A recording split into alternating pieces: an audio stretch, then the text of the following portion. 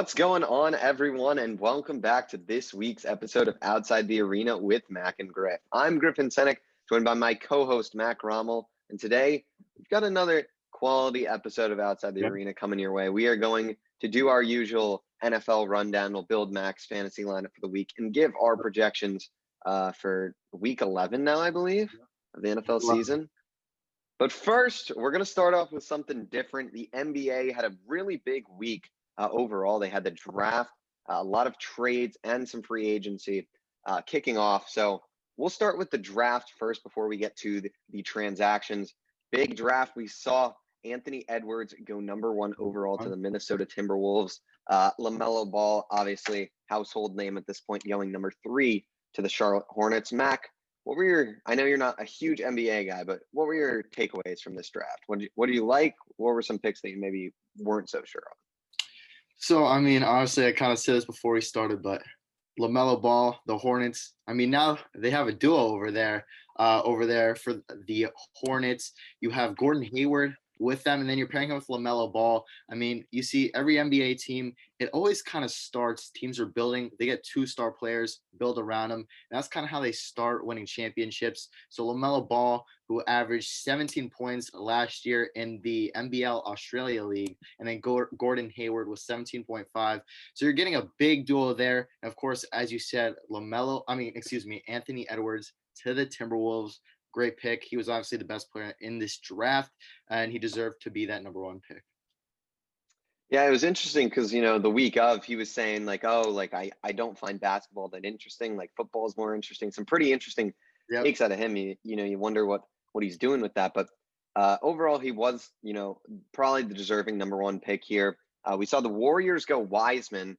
I don't know if they knew Clay had torn his Achilles yet, so they're going to be without that shooting guard position. So we might see Andrew Wiggins slide in there, but that'll be interesting. So they picked up a big man, Wiseman, probably the best big man in this draft. I like that pick. The pick that confused me was number 4, Patrick Williams. When I was watching the draft, I honestly had no clue who this guy was. And picking a guy at 4, to me, you could have traded down, but he didn't start a game all year in college. That's, one thing. You don't need to get a guy that started, but to draft a guy who hasn't started at 4, to me, is a little bit of a stretch. Off the bench, I believe he might have been ACC 6th Man of the Year or something like that. He won some sort of award. Yes, ACC 6th Man of the Year, ACC All Freshman. He's a good basketball player, 9 points a game. 3 points is, okay or whatever, but I think it was just a confusing pick for me. They could have traded down probably and got this guy, but they clearly saw something they liked, which led the Bulls to go with him. Bold pick there. My Cavs took Isaac Okoro. I like that pick. He's just kind of what they needed, a pretty solid overall player, defensive guy, just what we kind of needed for the team, I believe. He'll slide in right at that power forward position and be a stud for us. So overall, I feel like the draft was pretty normal. The Hawks pick, I'll just throw out one more confusing one a little bit. Onyeka Ogonku, I really probably botched that name. But they do have Clint Capella and John Collins there, so I'm not really seeing the clearest opening for him to get his minutes there. But another guy who actually played with LaMelo, I believe, at Chino Hills. So seeing 2 Chino Hills guys go top 6 is interesting. But overall, I think the draft played out kind of how people expected. Denny Avdija dropped to 9, but other than that, everything was kind of how expected. So other than that, it should be interesting to see what happens here. We could talk forever about this, but we really have no idea what's going to happen. So let's go to some proven players and some transactions. And I'm going to start here with Mac, guy you brought up. I'm going to be playing with LaMelo Ball now. Gordon Hayward, 4 years, $120 million. People were shocked when he opted out of that deal with the Celtics for $34 million. They said, there's no way he's going to touch that money, and he did. He got $30 million a year. Mac, what do you think of this deal? We all know I'm not a big NBA guy, so I'm not sure the entire money on this deal, how that is. But, he's a great player. As I said, 17.5 points a game, a 0.5 field goal percentage, 6.7 points off field goals. And he's a great player. And adding him to LaMelo Ball, this is going to be a dynamic duo that this team is really going to rely on the future. A duo that they're going to build around and have a lot of success with down the line.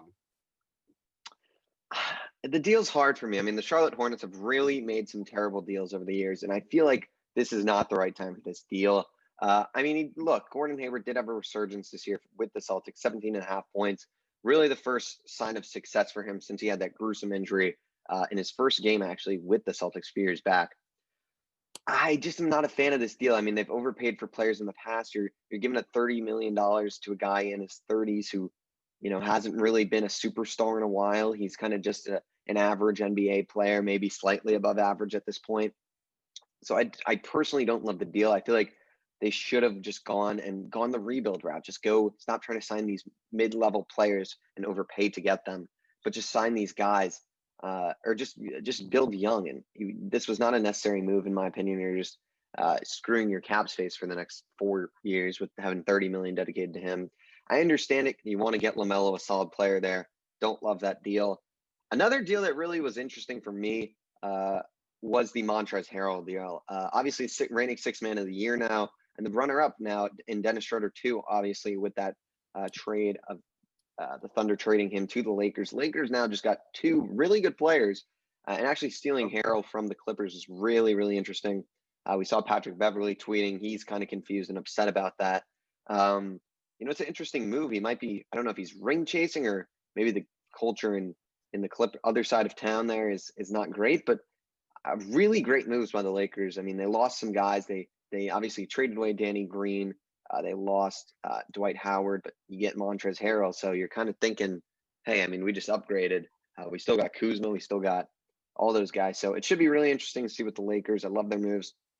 I want to touch on the Chris Paul trade with you a little bit, since I know your cousin Rome is a big Suns guy.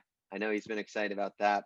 Chris Paul to the Suns. I don't know how much you know about this because I know you're not too big in the NBA, but what did you think of this deal? And yeah, what were your thoughts when you saw this? I mean, for me, obviously, I know the name, of course. Everyone knows his name. I'd hope so. I'd really hope so. So, I mean, you're just putting him on a team that's probably going to be really explosive even before this trade. So, adding a player who gets 17.6 points per game, shoots 48.9.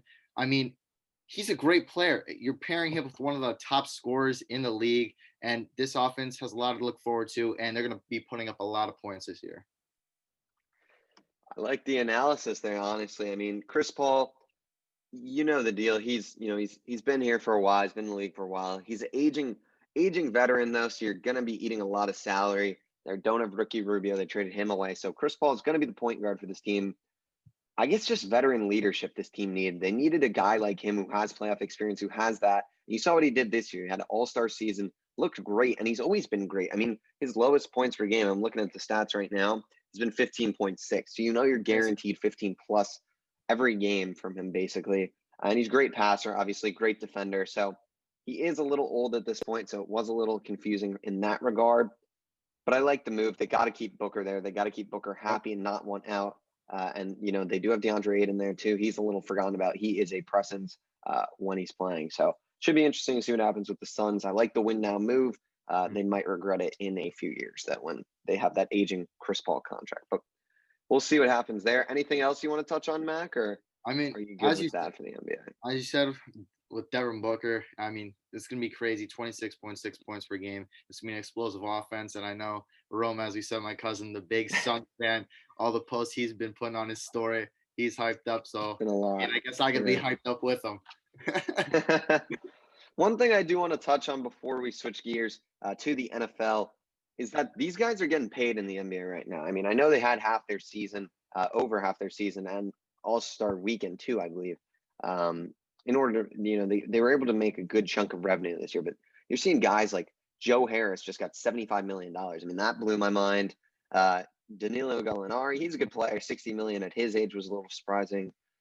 Jordan Clarkson, 50 million. I mean, I'm just reading off some of these names. De'Aaron Fox got a monster extension. The only max deal I believe we've seen so far. I mean, the list goes on. A lot of guys, are getting paid good money right now. So it'll be interesting to see. I mean, we've seen a lot of these. I'm a big MLB guy. And I will actually touch on something before we jump to the NFL. I just was reminded of. You've seen the MLB guys complain. I mean, the guy that comes to mind right away, Brad Hand. The Indians are really trying to save money. They're trying to trade Lindor. I mean, all these teams are trying to give away their star talent and just get rid of money. It's really interesting to see. But in the NBA, it just seems like they're really not affected, which is it's going to be really interesting to see what happens. It could be a really bloody situation though with the MLB, because MLB guys are going to be saying, "Hey, NBA guys are getting paid. Why can't we get paid?" Yep. Well, the MLB thing I want to touch on, moving off the NBA, is something to do with my Mets. Robinson Cano, for the second time, has been whacked for PEDs. Yep. He'll be suspended the whole season, forfeits his $24 million salary. I couldn't be more thrilled, in all honesty. I think this is the best possible outcome for the Mets. You see this guy, I mean, he's not good. He had a good season, but you really doubt now that was a credible season. He played terrible the year before. And it's just, the Brody Van Wagenen's era was kind of a disaster. He made a few good moves. Probably the best one was the DeGrom extension. Very good job there.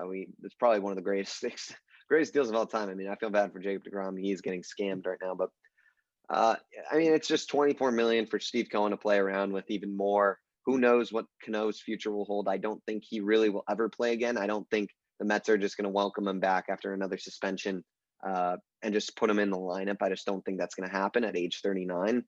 So if that means they buy him out or something like that, which I think is most likely, I don't think they're going to be just lugging him around. So I truly believe Robinson Cano has played his last game as a New York Met. I don't know what that means for salary or whatever. He hasn't even put out a statement, so that kind of shows the person he is. He's kind of a scum.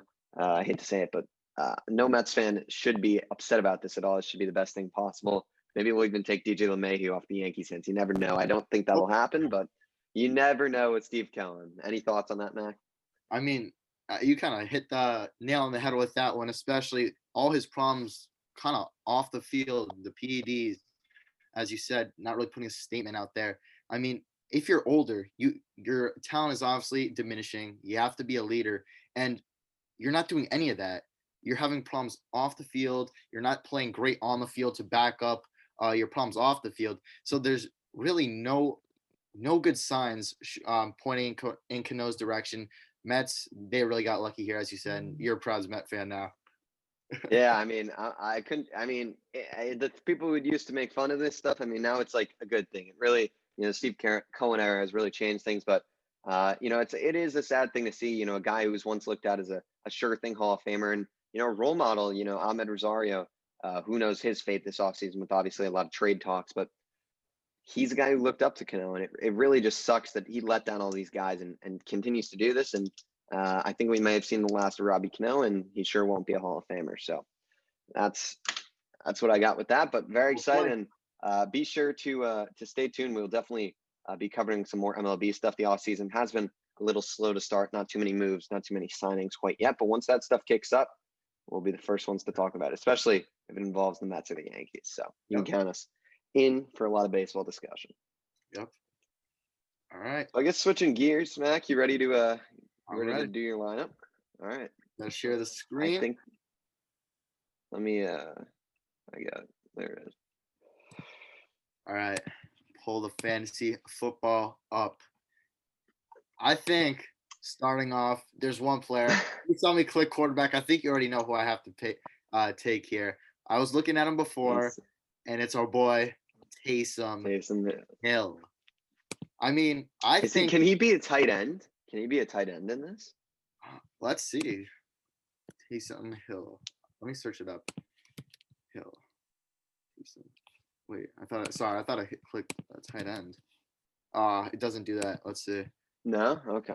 Because I know on ESPN it does, so I was just wondering. Yeah. Okay, I agree. We'll put in Taysom for the week. I feel like you got to at this point. Yeah, I know. I'm excited. Once we get our game predictions, I have a lot to talk about with this man. I'm excited for him. I really, really am.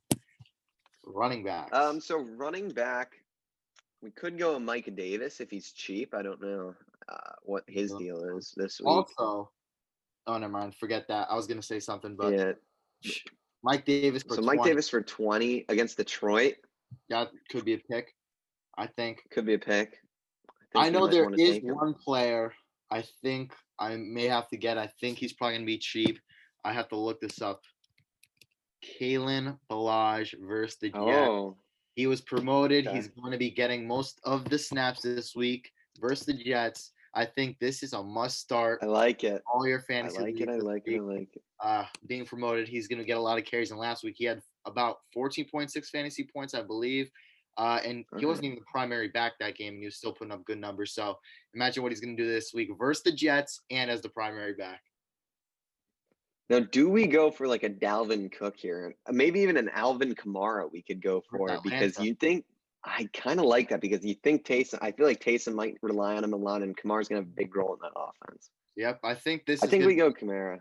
Yep. Yeah. I think this is going to be an offense where, especially once you're in the red zone, this can be the Taysom Hill and Alvin Kamara show. You're going to be running the ball, not just with Alvin Kamara, but Taysom Hill. That's one of the points I wanted to bring up later. But both of these guys, you could see multiple rushing touchdowns from, and it's going to be a big game from both these guys. No doubt there. Wide receiver. I mean, we could go like an Adam Thielen against Keenan against the Jets. Oh, that's tempting. But we do have Balaj already. Yeah, we probably don't want to do that. Could go Juju against Jackson. What's Chase Claypool's value this week? Let's see. 22. 22. Solid amount versus Jacksonville. He could be a potential there. Do you want to go to maybe defense? Just get that one out of the way first. Yep. Well, I guess it wants to keep with the Chase Claypool name, I guess, there. Oh, yeah, let's do my Dallas Cowboys. I think we're going to lock them down. I mean, Dalvin Cook, Justin Jefferson, they're pretty bad. Pretty bad, yeah. Go Houston against New England maybe for 12. Yep, maybe. Cincy Washington maybe, actually. Cincy at Washington. I mean, Alex Smith did have that 390-yard game versus Detroit the other week. We could also, for a flex, look at like a J.D. McKissick too. Yep. He gets a lot of targets there. Yep. Damn, it's a tough week for defense. New England may honestly be the best. Well, the Houston Texans versus New England, I think. Yeah, I don't hate that. And we can always come back to this and figure something else out. Yeah, let's put that in for now, I would say. All right. You maybe want to sneak to tight end before you do all those. Let's sneak our tight end in there. All right. Let's get him in. Tight end. Kelsey, he's a sure thing, but it's a drop. 33. No one is 33 on a tight end. I think that's the most I've seen it this year. I don't know if you paid attention to that too, but that's crazy. That's a pretty penny there. You know, a guy who actually gets a lot of work is Hayden Hurst. He surprisingly does get a lot of targets. Yeah. Think about him. Maybe even a Waller. I mean, Waller's pretty consistent, but that is 21, which isn't a cheap penny. Yeah. Austin Hooper is healthy this week. He only had 1 catch last week. 18 versus Philly. Philly did not look good. Good look him. I'm kind of liking that Hayden Hurst that you said. That Hayden Hurst move. All right, let's go Hayden Hurst. Yeah. All right. Oops. Let me go back to tight end. Hayden Hurst for 17. Now we have $24 per position, so we could get some good players here, I believe. So sure. Wide receiver. I mean, this is tough. I mean, you could pick an Adam Thielen, Justin Jefferson potentially versus the Dallas Cowboys, and then depleted secondary. And Trayvon Diggs is out too. You are getting Chino back, but I think Justin Jefferson could be a better pick here if we're gonna pick one of the two. Yeah, I mean, I'm good with either one of those guys. So whichever one you're feeling. All right. Put him in. I think I'm gonna pick Justin Jefferson. We got Cheeto back, so I think Adam Thielen may have a little bit of a hard time. Justin Jefferson is probably gonna roam free against Anthony Brown or something, so he could drop 35 at least, maybe. We're gonna. But now I think we got to look maybe at the either side of this, and then we could. I mean, Claypool is a name that I like. I don't hate Chase Claypool. Jacoby Myers. I mean, we did pick Texans. He gets a lot of work. Yep. We could go Claypool. Honestly, I don't hate Claypool or Curtis Samuel. That could be interesting. Let's check Claypool for now. That's real quick. Curtis Samuel. Curtis had a bad week last week. What does it say his points? Oh yeah, 2.7. But before that, I mean, he's been good. I think let's do your Claypool pick. All right, let's put them in. So we have roughly 25 at each. Do we want to see if we can find like a cheap RB and then get an expensive receiver or something like that? That's what I think I want to do. I think Zeke is. Well, we know Mike. What the hell? Do we just plug Zeke in? I mean, 24. That's really cheap. I think that is cheap. So 27 then for receiver. 27. Okay, so that almost lets us get any receiver almost too. Yep. Interesting. Calvin Ridley. I'm curious, who are the really cheap receiver options if we wanted to get like something there and get an upgrade somewhere?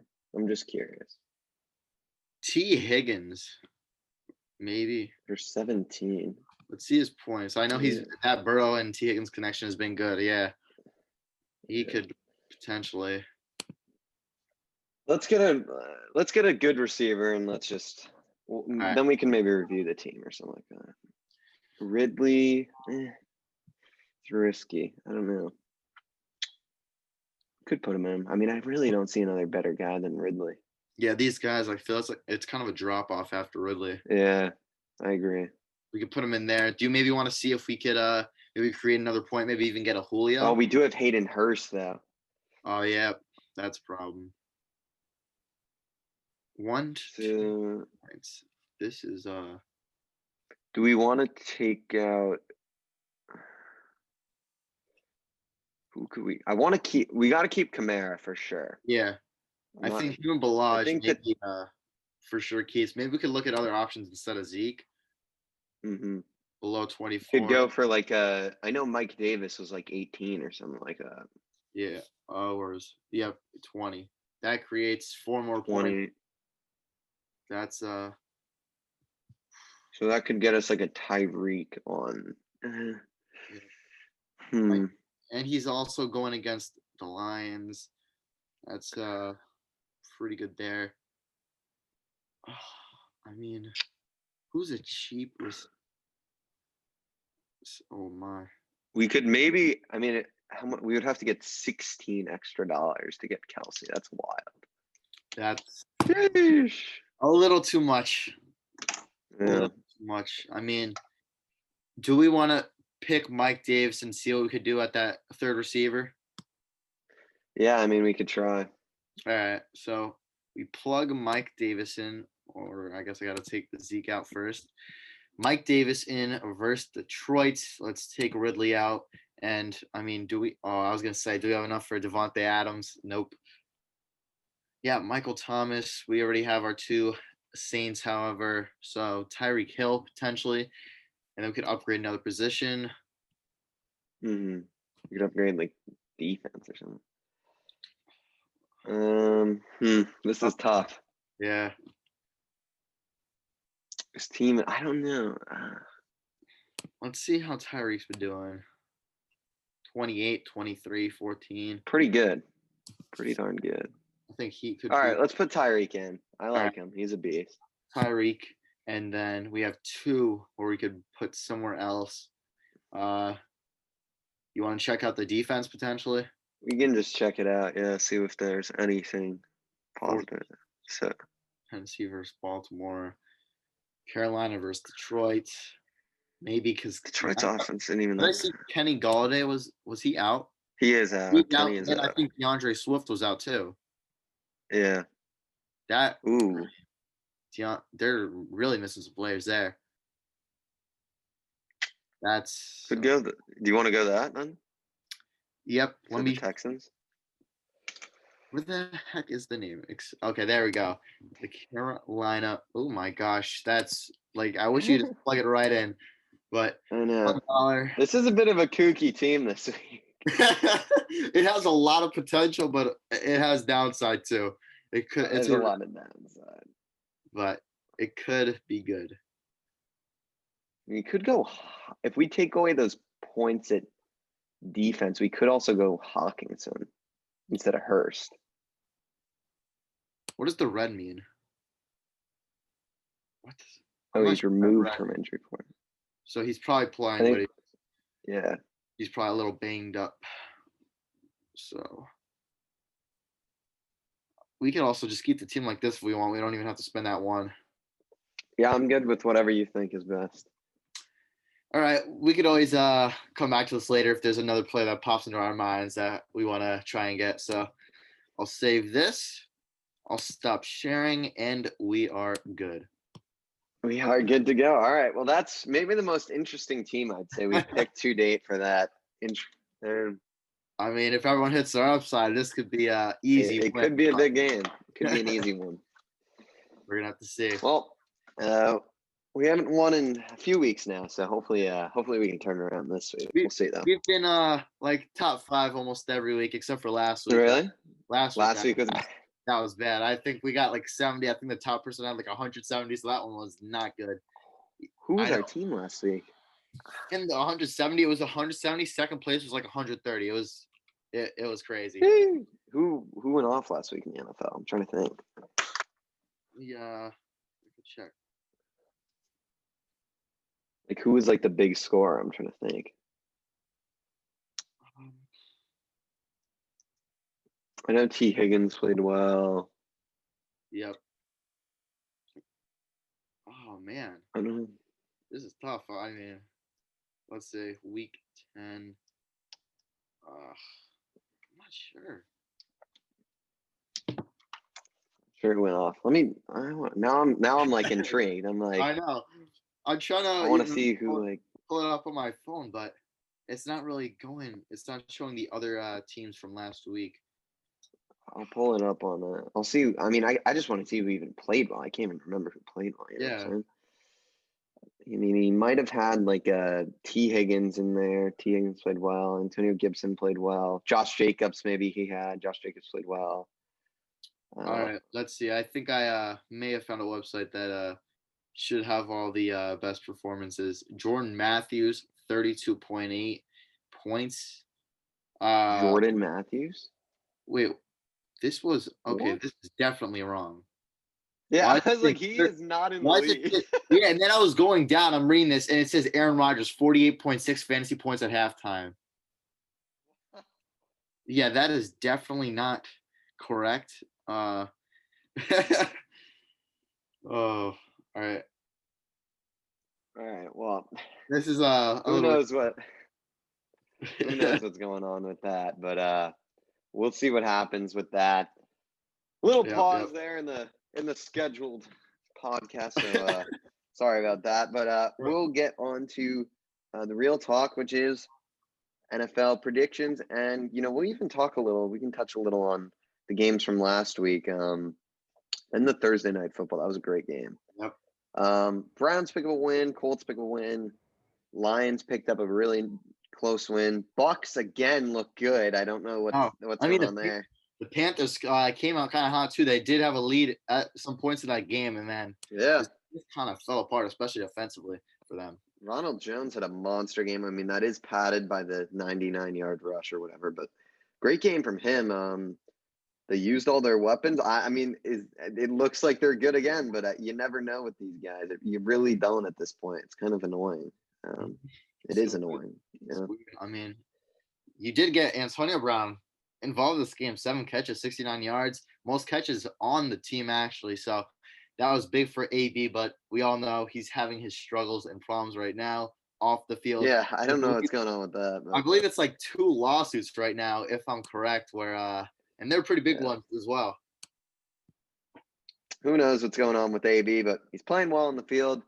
The G-Men won. The Packers won a close one. Yep.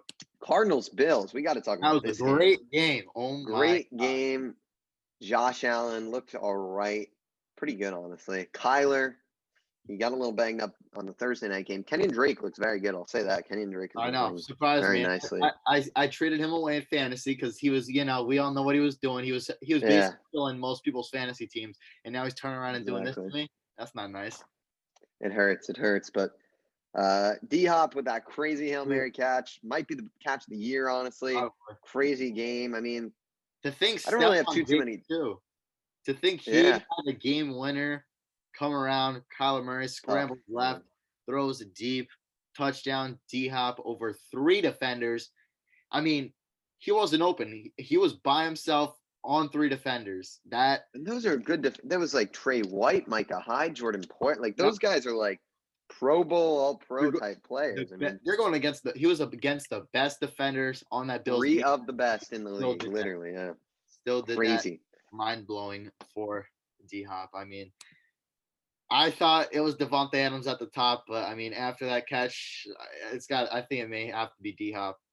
I think Chargers Dolphins. I mean, look at what we predicted. Within a 1-score loss. Another one score. Another one. I mean, it's pretty funny. They're 2-7. We'll pull up Justin Herbert's haircut real quick. You have to do it to him. I had to do it. Oh my. Oh boy.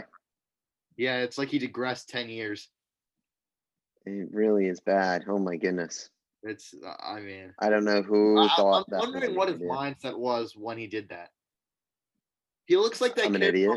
from Toy Story. I know. I saw that. Oh my God. So yeah, Dolphins look good. I'll say that. Andrew Van Ginkel. I texted Mac during the game. Yeah. I said he was going to have a big game before, and I believe it was a blocked punt or something like that. Yep. And Ginkel. He didn't really. I mean, he had five. He didn't really have a tackle, but he does his stuff. I'm telling you guys, this guy. Yeah. Trying to pull him up. He's not pulling up, but he's elite. I mean, while you're pulling that up, I guess I could talk a little bit about the team overall, the Miami Dolphins. I mean, yeah, he's been solid. He threw 25 times. He does his thing, yeah. He's playing what he needs to play like in order to win, but really it's this defense and special teams. The special teams, I mean, Jakeem Grant, Jesus. It is crazy. You see what a special teams could do to a team, the Dolphins. You're seeing where they're starting field position, where that is. They're making field goals. They're getting blocks. I mean, kicker did miss his first field goal of the year, Jason Sanders. Yep. This guy's been so good. I mean, ever since I remember last year, I went to a Jets Fins game, and this guy made like 7 field goals or something crazy. Like this guy's he's a stud. Yep, taking over. Matt Hack, good punter too. Punters are people too. Raiders, good win there. A team we like. They're well on their way to the playoffs at this point. Yep. Their running attack's really strong. Devontae Booker, they're getting in there a lot too, which is great to see. Yep, two players with over 5 yards per carry. I mean, you just said Devontae Booker, but it's not even like he had 4 or 5 carries. He had 16, and he averaged. That's one. I mean, my guess is garbage time. He did get a good chunk of these, most likely, but still, regardless, he's getting in there and he's performing. Mm-hmm. He performs when he's asked. Yep. Seahawks Rams. I mean, the Seahawks look really bad. They did manage to get a win on Thursday night. The Rams, man, played a good game. The 3-horse running back got 3 touchdowns combined. It's wild. Josh Reynolds, of course, I faced him in fantasy. What a shocker! 8 for 94. I mean, yeah, we saw DK kind of get locked up here. DK didn't have a great game on Thursday. He's had some tough matchups. I don't got too much to say on that. What do you got on this? I mean, DK, as you said, bad matchup. Well, bad game. This game, and then Thursday, once again, not a good game. He actually should have had 3 touchdowns that game. Last week on Thursday night, and he ended up he dropped the one, and then also the holding. So he had the fastball. Yeah, he had the fastball in the one. A little bit faster. And the funny thing is, Russ came up to him after, and he said that was the fastest ball he thought he ever threw. Yeah, Russ though in this game, 2 interceptions, no tutties, so back-to-back bad games, but he managed to play all right on Thursday night. Not superb. Steelers 9-0. No one was shocked with this. Joe Burrow, good game again, but yeah, no shocker here. The Steelers were gonna roll back. James Conner's really bad though. I mean, he really don't get 2.8 yards per carry. We've seen that, but they use their top 3 receivers a lot, man, which is great to see. Those guys are all studs. So good there. Niners Saints, not really a shocker. Saints look good, but we'll get to the Saints. Max excited for that. Pats Ravens. Ravens look bad, man. The Ravens look bad. I mean, Lamar has not been the same this year. Obviously, he actually didn't play terrible this game, but Patriots managed to squeeze one out. They don't even throw the ball. It's kind of crazy. Damian Harris, workhorse, Cam, 11 for 20. It's I mean, it's a mess. Cam Newton, like, of course he won 13 for 17. You guys see it, 118 yards, 1 touchdown. But I mean, you saw how they were doing good at the beginning of the season. They were passing the ball and they were really running with him. 11 carries this game for him, 21 yards. That's not going to cut it. In the beginning of the season, you were seeing how many yards per carry. My words are messed up. I'm like almost turning to you from last week. But at the beginning of the season, he had a really high yards per carry rate. So he was green. That's dropped recently, and that may even be part of the reason he's not succeeding because teams aren't worried about him rushing. Now they're just focusing on locking out the pass game because he's not really being a threat in both parts of the game and both aspects of the game. That's a problem. If the Patriots want a chance to make the playoffs, I'm gonna say you got to start getting Cam more involved, get more play designs that worked in the beginning of the season, and start using them now. Because you're not gonna have success. I think this one was more of a lucky win offensively for them, but the running game, you see Damian Harris, 22 carries, 121 yards, and Rex Burkhead, who I think is going to have a lot of carries this week. Also with a decent game, 5.2 yards per carry. But the run game is really and 2 reception tutties too, Rex Burkhead. Yep. So good. He's a great receiving back. Good. Yep. Gonna have a lot of attention this week. A lot. James White has really fallen out of the offense. That's one thing I noticed. 2 catches, 8 yards. I mean, this guy used to be huge in there, but now he's kind of faded out. Really interesting to see there. Yep. Vikings, Bears. Bears are just bad, and Foles is out now, so that's a problem. Yeah. Tyler Bray is so bad, man. This guy was terrible.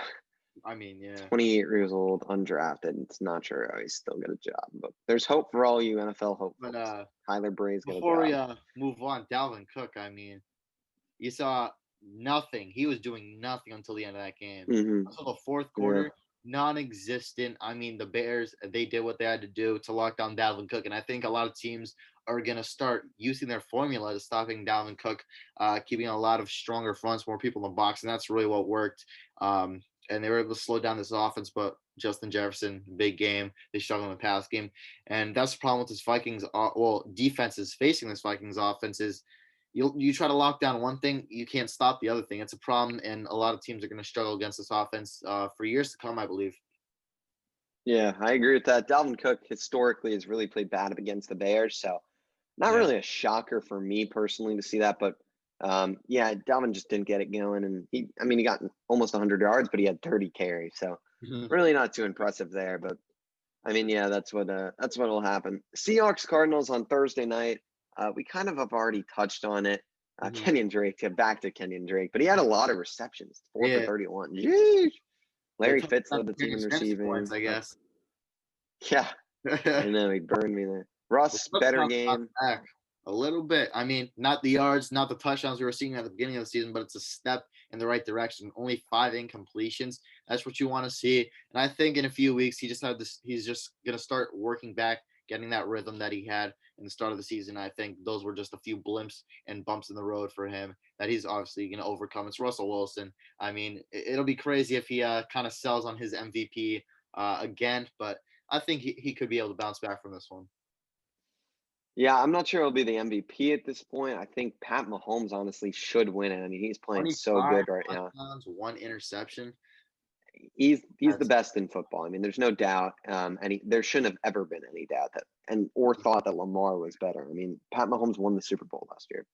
Carlos Hyde, great game. I really don't got too much to say. We've kind of already touched on these two teams a bit today, so I don't want to go too in depth, especially 5 points. It's so weird to see. Yeah, I mean, just overall solid game. Carlos Dunlap looks great on that Seahawks defense, though. 2 sacks, great game from him. Glad to see he's making a difference.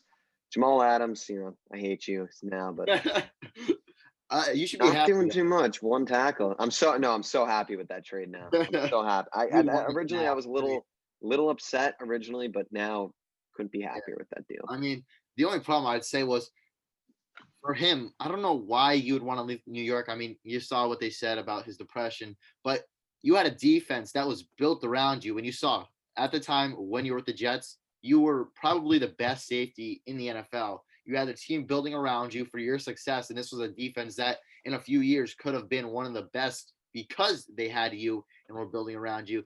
And for you to switch teams and now you're kind of falling apart. It kind of seems like maybe he was just a one scheme man and he really just fit with the Jets, and it may stay like that. Yeah, I think he just hasn't been as dominant. Like, he's a good player and all, but when the whole defense doesn't surround around him, he's like, this year he's not been that good. Like, he's just been an average safety in the NFL. Yeah, and to lose 2 first-round picks, I mean, it's really bad. Can't have that. Jamal's never been a guy with picks, though. I mean, he's never been a guy who gets interceptions, really. So, I don't know if they were trying to get that out of him, but they're not building the defense around well. He was injured. I mean, he's just a mess right now. So I don't want to talk about him and give him the time of day, even on this podcast with 33 subscribers. But yeah, if that's a reminder, make sure to subscribe. We would love to get past that 33 mark. We've been stuck at that for a solid chunk of time. Hit 34. Yeah, get us to 34. We should do a giveaway or something, low key. Like if we get 100 sub giveaway or something. I think so. We would sub every mark we hit. Exactly. Maybe that's how we get people to sub. If we just hit 100 subs or something, we do a giveaway or something. We'll figure it out. But if anyone's watching at this point, we appreciate you. We appreciate you a lot. We love you guys. We do. We really do. All right. Well, let's get into our Week 11 NFL predictions. I can't believe it's Week 11. I said this last week, I believe. I can't believe it's Week 10. I can't believe it's Week 11. Seeing 11 of 17. I was like, it's crazy. It's 11. It's Week 11 now. I was thinking about this last week, Week 10. And sure, it's Week 10 out of 17, but I was thinking, I'm like, if I really do the math here, we're technically only halfway done with football, including the playoffs. So there's a little hope. So that kind of brightened my day when I kind of thought about it that way. But the regular season, it's not coming. Some of us, it's going quick. You and me, we're probably going to be seeing the last of our teams very soon, which is going to stink. But I mean, we still got. I don't care about the Jets. The Jets at this point, I'd be happy to end the season right now. Like, we can hit. Yeah. All right. Well, Steelers, Jags. I don't even think we'll really get into this one too much. Steelers should win this one with a pretty big margin, I think. Yeah. Lions, Panthers. Actually, talked about it. I think this one. Sorry to interrupt you, but I just want to quickly say I think this one may be an easy win. I think the Panthers are going to win this. We saw Kenny Galladay, DeAndre Swift. This should be fairly easy for the Panthers. And the Panthers, last week we said this, they had the lead. They just kind of fell apart towards the end of the game. That's kind of a rare sight to see, and I don't think that's going to happen again. Panthers should be able to get an easy win here. Sorry, I had to say that. No, you're good. Feel free. I was going to agree with you. I'm going to agree with you here. Deshaun Hand, you see also here, and Austin Bryant. I'm really sorry. I don't know who Austin Bryant is. He must be some sort of defensive player. They're out as well, though, for the Lions. So they've got a lot of injuries this week. I don't see how they're going to go to Carolina. I know McCaffrey's out, but their offense is still good. Is Teddy Bridgewater playing? It actually could be. I'm not sure Teddy Bridgewater's playing. I think I still even get even without him. He's a game-time decision. I don't know. It'll be interesting to see. If Teddy Bridgewater's out, it's going to be really close. I like our Mike Davis pick a lot then if Teddy Bridgewater's out, because Mike Davis is going to have a big day. But, maybe Curtis Samuel could have a really big day. Yeah, they're going to get him the running back. I mean, I might have to start him in fantasy if that's interesting. I'm going to go Panthers here too, though. I feel like they will pull this one out, and the Lions' losses will outweigh the Panthers, and I do think maybe Bridgewater will give it a go tomorrow. Yep. Patriots, Texans. It's a tough one, man. I'm going to go Texans here. I love the Texans. I think the Texans' passing offense is really good. It's really strong. Their defense has been the issue. They did hold the Browns to a pretty solid. I feel like the Browns and Pats passing offense is relatively similar. Honestly, their offenses are kind of similar. So, assuming the Texans can get it going offensively, they did not last week against Cleveland. They couldn't get in the end zone, but hopefully Duke Johnson gets more of a role and plays better. But I'll give the Texans this one. I know it's a little bit of a bolder pick, but I'm just not sold on the Pats yet, regardless of if they beat the Ravens. Yeah, I actually am going to agree with you there. I think this is just kind of a game where the Houston Texans should be built to win.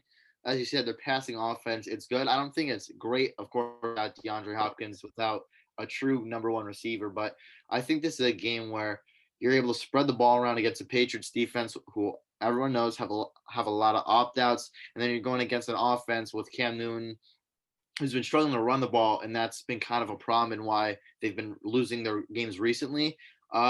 So Texans should be able to pull out a win here. Yeah, I mean, I don't know. Maybe it's just me being an anti-Patriots guy, but I feel like the Texans will pull that one out. Titans, Ravens. This could be, a few 3 weeks ago, we'd be looking at this saying really good game. Now it's both these teams are kind of mediocre right now. It's kind of weird. Clowney's going to be out. doesn't look like Calais Campbell or Brandon Williams will be out. Dez is going to be in there, but he probably won't even play. So I Dez is really hope. washed. I mean, I want to see Dez get a catch. He deserves it. He truly does. He deserves it. I got to see him in there. Hopefully he Who, gets going. who do you got here in this one? So you see Jadeveon Clowney's on IR, but I mean, he's been pretty bad. So I don't think that's going to even make a difference. I mean, potentially, maybe we'll even see an upgrade. Maybe someone will break out on that defensive line and do better than him. Titans getting this win. Derrick Henry, I mean, he's going to carry that offense like he always does. The Ravens, Calais Campbell, a big piece of that run defense. So that's going to cause some problems for the Baltimore Ravens front seven against Derrick Henry. And I think just Titans are going to end up coming out with a win. You know, to think Colin Coward is saying the Ravens team was going to go 16-0 is pretty comical at this point. Their offense is terrible right now. I mean, they have no weapons. None of their receivers are good. They're all pretty bad. Marquise Brown is he's not good. I'm sorry. He's too small, I think, is the issue. They're all guys who have potential, like at number 2, number 3, who would be really good at that spot. But at their spots where they are right now, it's just not right. Yeah, it's not. They're not fit. Boyle, I think, is out. I think he's out for the season now too, and he was a big blocking guy for them.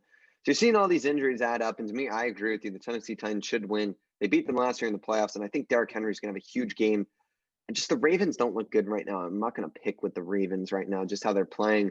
I feel like Tannehill's due for a bounce back game. We saw how he played at the beginning of the year against the Ravens defense. I know it's a little sketchy, but I do think the Titans will pull this one out. Ultimately, it could be a low-scoring affair, though. Yeah, I agree with you on that one. Both teams who really win with their run game, it could. I mean, maybe they won't even break 20. I mean, who knows? Who knows? I mean, it's a high-scoring year, so probably, but I think it's going to be close. I really do think it'll be close. Eagles, Browns. I'm going Browns here. To me, the Carson trade. I was just reading one of the headlines. I'm going to go Browns. We saw that run game last week. Really explosive with Nick Chubb and Kareem Hunt. I mean, that's going to be the key for this team. I mean, they can beat any team through their run game. It's the best duo easily in the NFL running-wise right now. I don't think there's a close second. You could argue Kareem Hunt's a top 10 RB, honestly, in the NFL, skill-wise. So, yeah, I'm going to go Browns here. Baker Mayfield, he's done – people have looked at him and they've said, oh, he's a bust. He's not throwing for 300 yards, 4 touchdowns a game.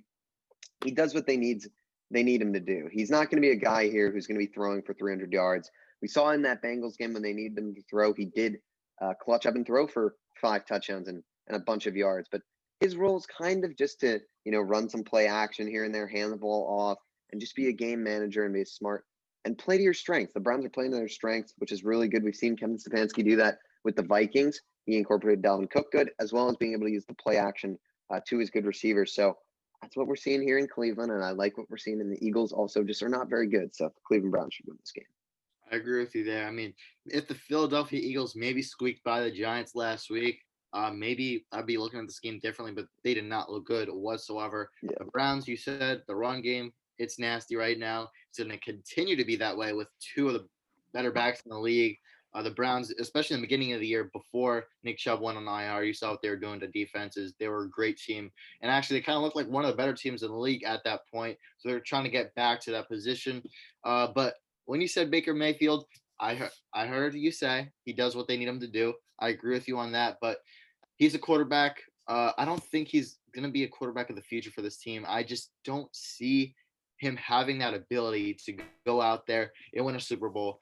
I kind of want to look at quarterbacks. If they're a true franchise quarterback, just look at them and truly think, do you think this guy could win a Super Bowl? If you have a second thought in your head that he can't, then I think you got to go with that. And to me, that's how I feel about Baker Mayfield. He does what they need him to do, but I don't think he's good enough to bring a team to an AFC championship or a Super Bowl. But the run game is what they win with. And I think that this scheme is right for Baker Mayfield right now, but he's not that quarterback that could carry this offense if those running backs start going down again, as we saw with Nick Chubb. It'll be interesting to see. I mean, looking at their schedule ahead, they've got the Jags, they've got the Giants, and they've got the Jets. So those should probably be 3 easy wins as well as the Eagles. So I can easily see this team winning 10 football games this year, if not more. So path looks good for the Cleveland Browns. They should be able to get in the playoffs, but We'll see. It's the Browns. You never know what can happen. Yep. Falcons, Saints. Mac, it's your time. Yes, this is my game. Saints are going to win, obviously, because, I was hyped up about Taysom Hill, so I'm obviously going to be hyped up about them winning. I'll start off with the Falcons a little bit, though. I think they'll keep it close. It's not going to be an easy win for the Saints, but you have Julio, you have Calvin Ridley, you have Hayden Hurst, Todd Gurley's going to try and get things going. They have a bunch of players on that offense. Just got to put up some more points, and they could be a great team. But defensively is really where the struggles are. Of course, no Vic Beasley, no Takk McKinley, two players who were kind of had decent roles in that defense and were once good players. But the Saints, Taysom Hill, Alvin Kamara, like I said before, I think they're really going to run the ball and be great. That's why I picked Taysom Hill, because I know even when they're not in the red zone, he's going to be running that ball a lot. Alvin Kamara's going to be running that ball a lot. And then you have Michael Thomas, who's really, I think, a perfect guy for a backup quarterback.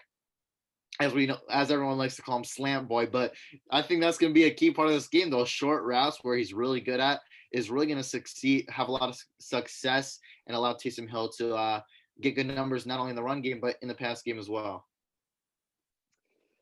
I'm not gonna pick against you here. I agree with the Saints pick. I'm excited to see. I mean, we've obviously seen Taysom Hill. It seems like this guy always has his moments in the playoffs, especially. They love getting him in there. He's played great this year, though. He does what they need him to do, and which is everything. I mean, he can catch the ball, he can pass the ball. He hasn't really passed the ball too much in his career. I believe his career high was the other week, which is like 50 passing yards or something like that. I was kind of blown away by that. But he'll finally get his time to shine. They signed him to a lucrative extension, a 2-year, $20 million or something like that this offseason. So they clearly value him. And I think other people like Jalen Hurts are getting molded to be like him. So it'll be interesting to see if Taysom Hill is a starting quarterback potentially. It'll be really interesting to see. And Brees is placed on IR, so it'll be at least 3 weeks. Who knows if Taysom plays bad, though? Jameis could always come in. So yeah. And they got I was just gonna Yeah. say they have a lot of QBs, great QBs on that team. Yeah, and with this Taysom Hill thing too, I was actually kind of surprised at it at first. I felt like more people thought it was just going to be Jameis Winston, and he was good last year. He just had the interceptions, and then he had the eye surgery, which could have been part of those interceptions. But of course, people will think it's obviously just maybe Taysom Hill was looking a little bit better, and Jameis wasn't looking as good as they thought he would have been prior to this week. But ultimately, I actually think that this Taysom Hill starting is really for the future. They want to see, is he the quarterback that could potentially take over Drew Brees and fulfill his role as the Saints quarterback potentially? And I think that's really the main reason why they're putting them in now. Of course, you have maybe him playing better in practice than Jameis, but I think that's the ultimate reason why they want him in there. They want to see if he could be that potential future quarterback for the Saints. I completely agree with you there. And yeah, it'll be awesome to see. Bengals football team. I'm going Bengals here. To me, this honestly should be a pretty easy win. Bengals offense has been playing great regardless of if Mixon is out. I feel like Bernard and shoot, I dropped my pen. Sorry about that. Perrine or whatever his name is, and they'll do all right filling in. So Bengals should win this one. I think a big game from those Bengals receivers, Boyd and Higgins, should be expected here. Yep, agree with you there. Joe Burrow, he has the arm. He could throw for 400 easily. I think this game, he's going to have some struggles against that front seven, but I mean, who doesn't? But other teams still somehow end up putting good numbers up in the passing game versus Washington. This should be a pretty easy win. Yeah, Washington has kind of fallen off since that initial surge week one. People are saying, oh, could this team win the division? Not looking so great. I mean, it's Chargers will get their third win of the season. That's all we really have to say here. No Sam Darnold, no chance. Yeah, but if they lose, playing the new stadium. Though. Yeah, but if they lose the Chargers, I'm saying it's going to be one score once again.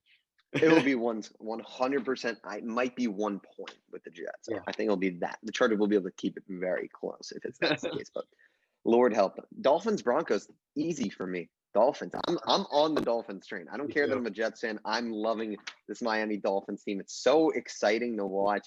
They are so fired up. I love the coaching. I love special teams. I love Van Ginkel. I'm getting a Van Ginkel jersey if this team's in the Super Bowl. 100%.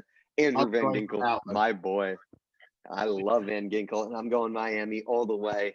They have Myles Gaskin coming back next week, I believe.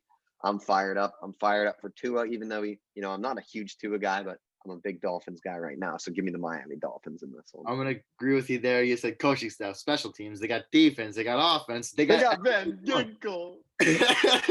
I mean, this team, they don't even have all the names. Like, of course, we know their cornerbacks. They're stacked. Byron Jones, Xavier Howard, no Igbenogany. I could barely pronounce that name, but I don't know how I just did.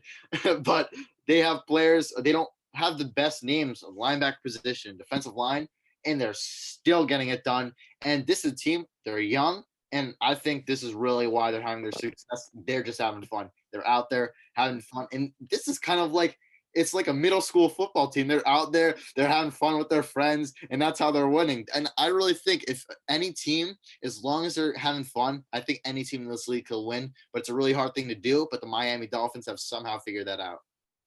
I think it's the culture, too. I mean, you look at the team like the Jets, the culture there is so bad.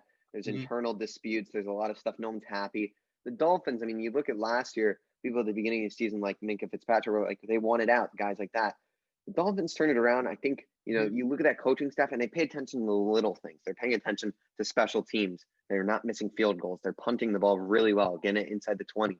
They're getting punt returns for touchdowns, getting good field position. They run the ball. They don't force bad passes. They don't really, they don't have the stud receivers. They have Devontae Parker. They haven't really used him, but they get the job done. I mean, it's just a perfect team. I'm a fan. Like I've become a fan of the Miami Dolphins this year. And one thing I just want to say, I mean, this is ways away, but I mean, if the Texans keep losing, we all know the Dolphins have that. Oh my God, I know. And then they get that. They're going to be loaded. I mean, imagine their defense or special teams. We know what they are. They're definitely going to do some more things for free agency to even better those positions. But imagine a player like Jamar Chase in this offense. They're going to be hitting on all cylinders, and this could be one of the scariest teams. It's crazy. I mean, that Laramie Tunsil. I think Laramie Tunsil might be one of the most overrated players in the league. But to think that first is going to be like in the top 10 is kind of nuts, and that their pick is going to be the one that's not good. And then don't they have the Steelers pick too? Still, maybe. No, because that just last year. That was just last year. Okay, but I mean, this is that. Either way, crazy. Vikings, Cowboys. Mac. Once again, I'll give you the lead on this one. Honestly, I'm gonna go first here. I'm going Vikings. They're playing good football right now. They're winners of their last 3 football games against the Packers, the Bears, and the Lions, all good divisional games. And they've been close a lot recently. I mean, you look at some of these games, take out these 2, but within 1 score here, tough Falcons loss, but really good football recently. So to me, their offense is very high powered. Dalvin Cook's going to have a good game. And I think they're going to overall really have a nice game. Dallas, they do get Andy Dalton back, I believe, but ultimately I just am not feeling confident enough here to pick the Cowboys. So I'll go Vikings here. Yeah, I mean, for me, I'm still undecided. Do I want to tank or do I still want to try and make the playoffs? I mean, the more I look at this draft class too, it's really, there's not much depth. So that's why I kind of want to lead to tanking. But I mean, who doesn't want to make the playoffs? I mean, that shows like from a 2-7 team. If you make the playoffs, that obviously means your team is doing something right. So I don't see how the Cowboys could go wrong, no matter how the season ends up, unless you end up getting a few wins and not making the playoffs. That's the only thing I can see them messing up on. But I don't know why. I want them to lose this game, but I just have this gut feeling they're somehow going to pull it off. We get Cheeto Awuzie back, but we lose Trayvon Diggs. So that could kind of help with Adam Thielen. As I said, Justin Jefferson, I think he's going to have a big game no matter what. But the defensive line, ever since they got rid of Dontari Poe, they put Antoine Woods in there. It's looked better against the run. I think I saw a quote from someone, I'm not sure the exact words, but ever since 2 weeks ago when you saw the defense play better, that's ever since Antoine Woods been in. And one of the defensive players, I think it may have been like Xavier Woods or something like that. I could be wrong. But he says whenever he's in, he just hypes the team up, and that's why they've been playing better defensively. And I don't know why. I just have a gut feeling the Cowboys are going to pull this off, and I think Zeke actually may have his first 100-yard game of the year. Yeah, interesting. We'll see what happens there. I agree. The Cowboys definitely are not out of this game by any means. It should be a close one. Vikings, though, I just feel like at home, I feel like they'll be able to get the job done. Some really good games here. Oh my! So the last 3 games are all really good. Packers Colts will obviously go in order here. I'm still not sold on the Colts, man. I don't know what it is, but I just can't get sold on them. It's weird because I'm not sure if I've said this in previous episodes, but it's like when they have the pass game going, the run game isn't going, and it's the other way around. When they have the run game going, the pass isn't going. It's weird, and it's like hard to pick them for that reason. You see they're getting wins, but it's just too confusing of a team for me to pick right now. Yeah. I'm going Packers. I love their offense, and their defense relatively has played well. They did just narrow by, but Yeah. I'm not sold on the Colts, man. I just can't pick them. I never pick them, but I'm going against them again, and I'm going Packers. Yeah, I'm gonna agree with you there. I mean, not much to say. I'm just not confident in the Colts. I'm not sure what it is. It's just something about them that is just weird. It's a weird feeling in me that just says something's not right. I think it's Philip Rivers. I'm just not sold on him as the starter. So. I don't know. And their run game is so confusing. I don't know. Yeah. Chiefs Raiders. This is maybe a top Sunday night football game I'm excited for. Yeah. Raiders beat the Chiefs first time out. That's the one loss you see right there. Good observation there by me. I pat myself on the back for that one. Put it through the screen. Chiefs Raiders. It looks like they're getting their guys off the COVID list. I have no idea who's going to win this game. I'm going to go Chiefs. I'm not going to pick against Kansas City here. I love the Raiders. I love what they're doing. The Raiders obviously have a great chance to win this game. They beat them the first time out in Kansas City.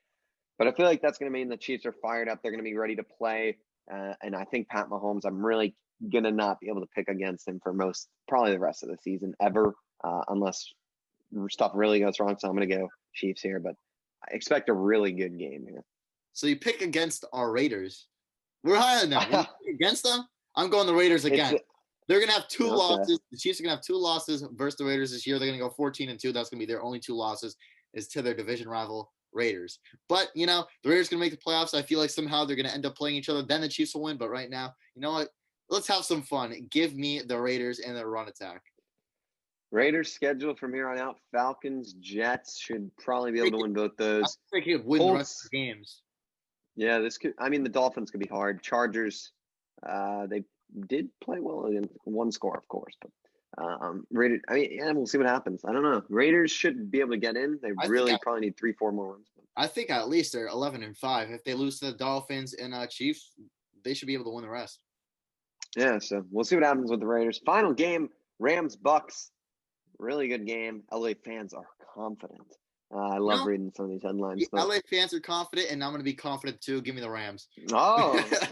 I'm going to go Bucks here. I have another hard time picking against the Bucks. I think they're such a talented team. We see glimpses of stud-like defense being played there, and then we see glimpses of not so good defense. But then we see that offense this offense looks great. Brady looks good. People, try and say 38-3, they've moved on. Look at these games. Raiders, they blew out our Raiders, man. They blew out the Packers. Tough loss here. They just play so well. It's really impressive. The Saints are their kryptonite, maybe, but they've got a tough schedule coming up next 2 weeks, and then they should be able to win the rest of their games. So I'm going to give them the Rams win. I just don't think – I'm not sold – I don't know. I'm not going to the passing attack is why I'm going to win. They're going to win. The Bucs are going to be able to take care of the Rams defense, and we'll see what happens. But that's what I got for there. The Buccaneers, I don't know why. It's for some reason they just don't sit well with me. Just like the I know they're a team you always love picking against them. It's weird. I just don't like them. I don't know if it's just because I hate almost every single player they have, or if I just am not confident in them. I don't know. It's one or the other, but I really don't even want to pick them even against the Jets. Seriously, I just don't like them at all. The Jets almost. Oh wait, no, they haven't played the Jets. Sorry, I was thinking of the Giants. They almost lost to the Giants. But one thing I want to touch on, probably the final thing we'll touch on, is the Ohio State football game we both watched today. Our Ohio State Buckeyes looked horrible out there today. Justin Fields with his worst game ever, tied his season total from last year with interceptions in one game. So that was great to see from him against Indiana. Indiana looked, I'll say this before I toss it to you, Indiana looked fired up. They really look motivated. I think, you've seen the stats. Their turnovers are ridiculous. They really are a good team. Honestly, like their defense is good. Their QB and that one receiver, oh my goodness, what's his name? I don't know his name, but he went off. He was getting open almost every play. He's been going off too. I saw something that was like the last 3 games, like 200 yards in each one. Easy. Okay, he's getting drafted. Crazy. But what do you think of this Buckeyes game? And what did you think? Indiana, you said, looked great. They had almost 500 yards passing overall. But the run game, I'll say real quick, that was not good. I'm not sure the exact number they finished with at the end, but I know Late in the fourth quarter, they had -5 rushing yards total on the game. So no matter what, they finished with a very little amount, even negative potentially. But they played great, hanging with one of the best teams in the country. They're number 9 ranked right now, and even though they lost, I could see them getting maybe even a little boost there. But Ohio State, honestly. Justin Fields, this was uncharacteristic of him. I mean, seriously, you said 3 interceptions this year, and in this one game, he had 3 total last year. That's not it. But the one thing I want to touch upon, which is why he had most of those interceptions, the first one, just a bad throw, but the other 2, he's forcing it. I mean, that may be the one problem that NFL teams see is pressure's on him. He just wants the ball out. He's forcing it into terrible windows, and that's a really big problem that in the NFL, any throw that is made in those situations is probably going to be an interception. So that was off from him. He can't be doing that. But the run game, over 230 or 50 yards, one of those. It was great. Man. I mean, he's battling injuries. He had his ankle wrapped up, and he's still putting up good numbers. Great run game, which is something we haven't seen from the Ohio State. It kind of looked like it flipped the gears here in this game. But Ohio State, poor game. I think they should be able to bounce back. They're one of the best teams in the country. They've always kind of been like that. And Indiana, they're going to rise in ranks, and I think they could even make a push, potentially get close to making the playoffs. Yeah, remaining schedule for Ohio State is really easy from here on out. They've kind of faced their challenges. I know they've got Illinois next week or something like that, and then they got Michigan State and T2N, as I like to call them. Yeah, I agree with you. It was just uncharacteristic game from Ohio State. Shaun Wade did have a pick 6. That was good to see, but he did have that scared me. Oh, hello. Shaun Wade had some bad penalties though. Wyatt Davis had some penalties. You can't have that. Can't be getting penalized like that. Fields, you said, looked bad, and the announcers were commenting on it. I don't know what Mac's up to, but I'll just say Fields, he has the announcers saying he's got to get the ball out of bounds. Mac's having a weird time. I don't know what's going on, but Fields, he's got to get the ball out of bounds. Great. Oh, that's nice. Well, yeah, very nice. Well, my final point will just be Fields. Yeah, he's just got to work on getting rid of the ball. And honestly, I don't think it's him having his issue is not necessarily not getting rid of the ball. It's just where he's throwing it when he gets rid of it. I mean, you don't want to throw it to the middle of the field when you're just chucking it up. Get the ball out of bounds. Stop worrying about trying to make a completion in those cases. Just get the ball out of bounds. I mean, at that point, you're not going to get your yards. I mean, he chucked that one up, that Olave bobbled and the D tackle got, and then the other one he just threw to the middle of the field. But you can't do that. So those two you just got to throw those out. He can break tackles. He's a big guy. We saw that in this game. But if you're in a sticky situation, just get the ball out of bounds, Justin. That's all you can do. Did Mac just got another call? He is having a time of his life as we wrap up this podcast. And yeah, I think that is all the content we got for you guys here. Mac, are you able to wrap this one up? Or I hope so. I mean, like, I texted him, don't call me, and I still get another call. Like, I mean, that's... Carmelo Anthony has just returned to the Portland Trailblazers, actually. Mac, and now that's not even the same kid. Now it's someone else. Oh, my goodness. This is comical. Carmelo Anthony back with the Portland Trailblazers. People thought he would go to the Knicks. He is not. We'll just put that one in there. I don't know if anyone's still watching, but Mac, why don't you wrap this one up before you get another 10 calls? The viewers are terrified from that one. So why don't you wrap this one up for us? Yeah, I know. They're going to be watching this. They're going to hear that. They'll be like, jump back in the chair. But everyone, thank you for watching this week's episode of Outside the Arena. Make sure to like, comment, and subscribe. Make sure to follow us on Instagram. My Instagram is mac.rommel. Griffin's Instagram is Griffin Senek. And our podcast Instagram is Outside the Arena Podcast. Please feel free to reach out to any one of us, DM us, drop in the comment section below what you guys want to see, any segments you want to see, maybe guests you guys know that would possibly want to come on, anything in that nature. And we'll see you guys next week on Outside the Arena.